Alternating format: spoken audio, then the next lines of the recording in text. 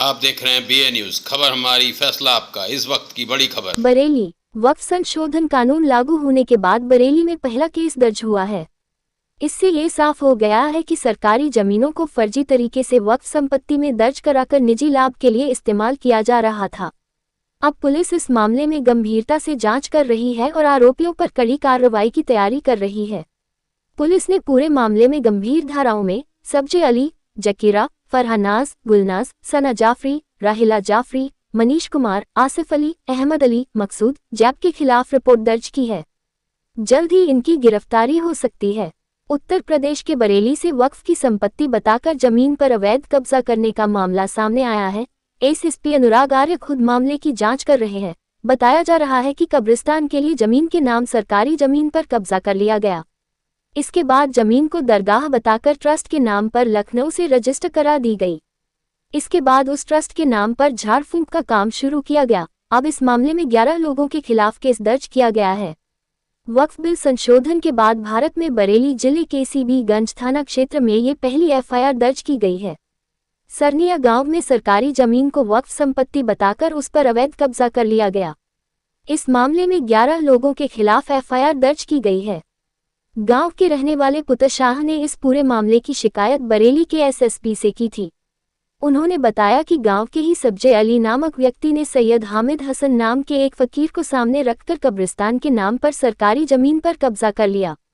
हामिद हसन की मौत के बाद वहां एक पक्की मजार बनवा दी गई और जमीन को दरगाह बताकर ट्रस्ट के नाम पर रजिस्टर करा लिया गया।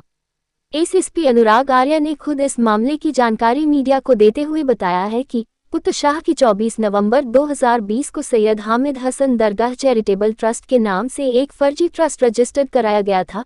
ट्रस्ट में सब्जे अली ने खुद को अपनी पत्नी जकीरा और 4 बेटियों फरहानाज, गुलनाज, शना जाफरी और राहिला जाफरी को ट्रस्टी बनाया। साथ ही मनीष कुमार को भी ट्रस्ट में शामिल कर लिया गया, जिसे इस पूरे मामले का मास्टरमाइंड बताया जा रहा है।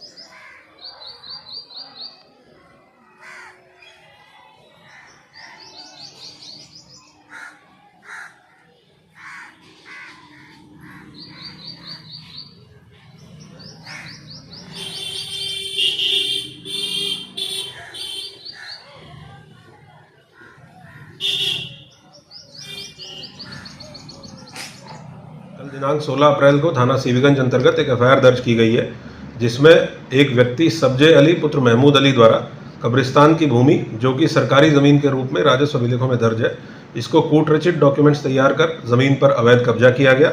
इस कब्जा की गई ज़मीन को वक्फ कब्रिस्तान बताते हुए सेंट्रल वक्फ बोर्ड लखनऊ से संपत्ति संख्या 2214 पर दर्ज कराकर अपने परिवारजनों को ट्रस्ट का सदस्य बनाकर स्वयं प्रबंधन समिति का यह अध्यक्ष बन गया।